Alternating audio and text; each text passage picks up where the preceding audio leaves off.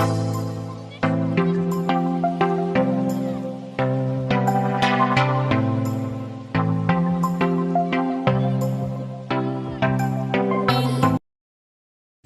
day, everyone. Today, we are going to tackle about the prominent Filipino composers of our country. I know some of you are familiar with Filipino composers, but let us introduce them to you again and their contribution to music industry.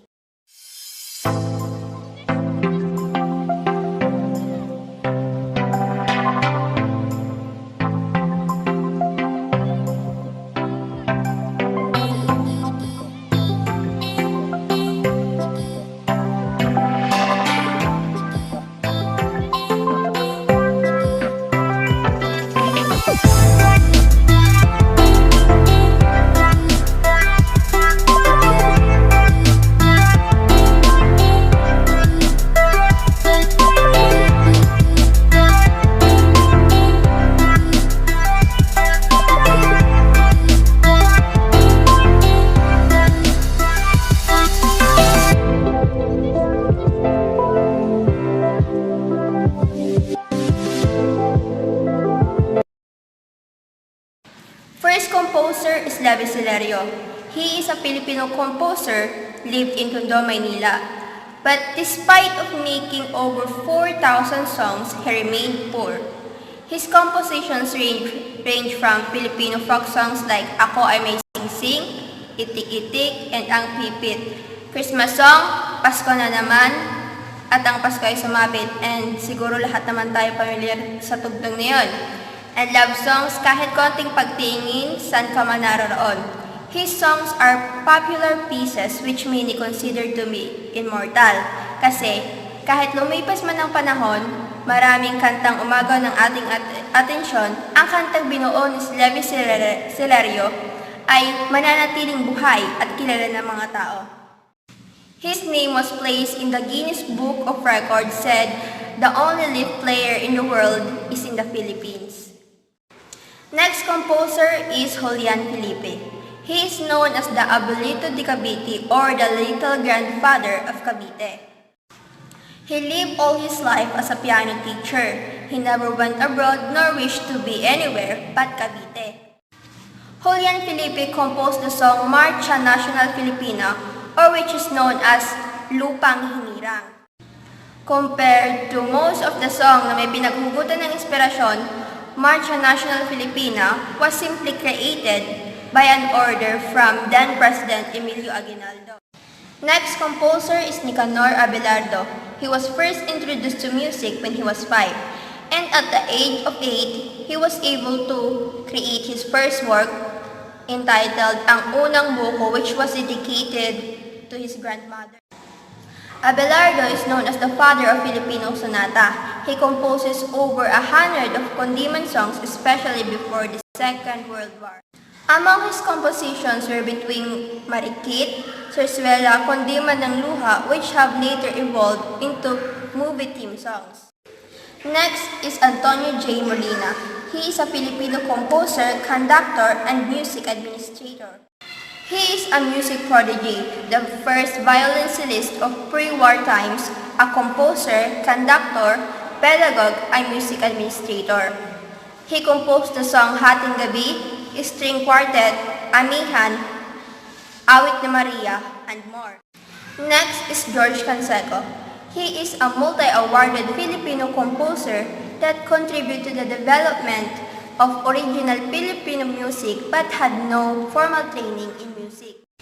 He learned to interpret, write, and compose notes at a very early age and taught himself to play piano.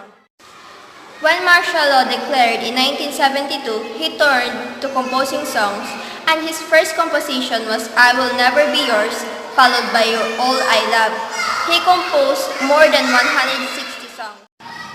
George Canseco's songs have helped most of our talented performers rise to fame, like Sharon Cuneta, Dulce, and Perita Corrales. Next is Francisco Santiago, the father of Condiman art song. He was born to musically minded peasant parents, but poverty didn't stop him from pursuing his studies and become a piano instructor. His masterpiece Concerto in B-flat minor for pianoforte and orchestra was presented at the Chicago Music School. His most famous piece, Condiman, Anak Dalita, was sung upon the request of King Alfonso XII before the royal court of Spain in 1917. Next composer is Freddy Aguilar or Ferdinand Pascual Aguilar. In music industry, one of the Filipino singer who rose to fame is Freddy Aguilar, o mas kilala sa tawag na Ka Freddy. His songs have hooked a lot of people. Meron siyang kantang Ang Bayan Ko, which is used as the anthem ng mga taong kontra sa pamumuno ng dating presidenteng Ferdinand Marcos Sr. One of his compositions is The Anak na ginawa niya in his teenage years. Among his compositions were Ako'y Ibigin, Buhay, Estudyante Blues, Habang May Buhay, and many more. Aguilar received the Cecil Award for Folk Vocal Performance and Asian Star Award from the Korea. Next composer is Joey Ayala, a contemporary pop music artist, songwriter, and columnist. Ayala is using indigenous string instruments and modern instruments like electric guitar, bass guitar, and drums. Joey Ayala is known for his song Tabi Po, Karaniwang Tao, Simpleng Yaman, and more. He received the award Benigno S. Aquino Jr. Award for Social Artistry, Dato Bago Award, DOY. Next Filipino composer is Apo Hiking Society or Apolinario Mabini Hiking Society. Apo Hiking Society first gained recognition in 1973 when they gave a farewell concert. Apo originally composed of 13 members but now a tentative trio. They perform in over 50 cities to bring OPM to Filipinos to world over and has made 22 record albums. Among their works were Mahirap Magmahal ng Syota ng Iba and Pumatak ang Ulan. They received the award, the best group cited by the Awit Award. Next composer is Gary Granada. Gary Granada is a well-known Filipino musician, composer, poet, and singer-songwriter known for writing songs which have strong political themes. He learned ukulele at his father's insistence, learned how to play guitar proficiently as well, got up to grade on piano, and never learned how to read music. Next composer is Willie Cruz. Prolific OPM composer Cruz started his career in the local music scene as the musical director for 1970s band, The Ambivalent Crowd. He was a Filipino songwriter and a music producer. He was songwriter for the several Filipino singers and wrote the title songs for more than 100 Filipino movies. Has received many awards for his music.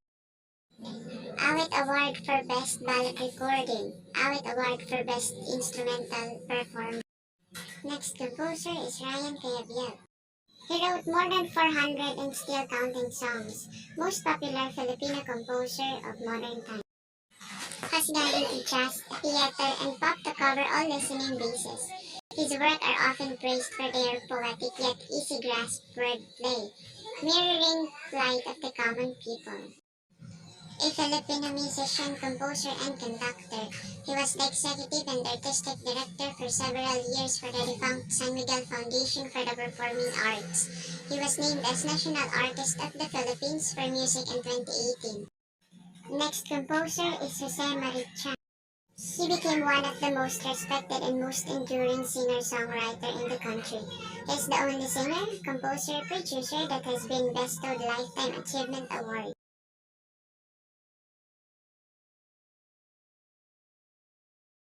He is reluctant to accept his status as the father of Philippine Christmas, telling us that the season should be all about Jesus, but he can't deny it.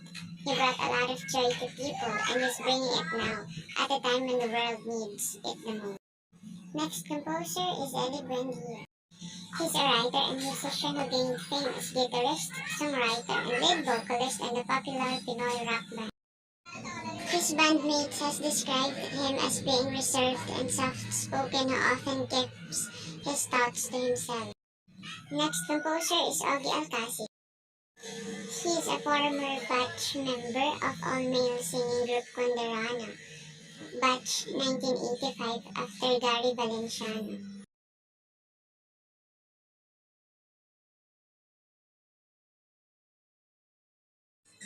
He reached gold record status when his debut single, Nandito Ako, was awarded Song of the Year by the local radio station Magic 89.9.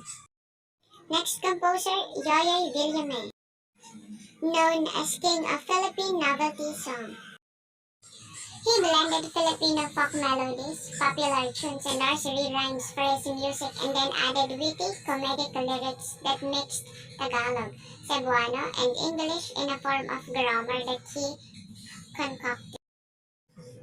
Next composer, Lito Camo. He established his reputation more solidly as a composer instead of being a singer, which was his initial dream. He was named as King of Novelty Song. Known for his novelty hits, he is dubbed as reigning king of the novelty songs. He turned artists into an instant sensation because of his song.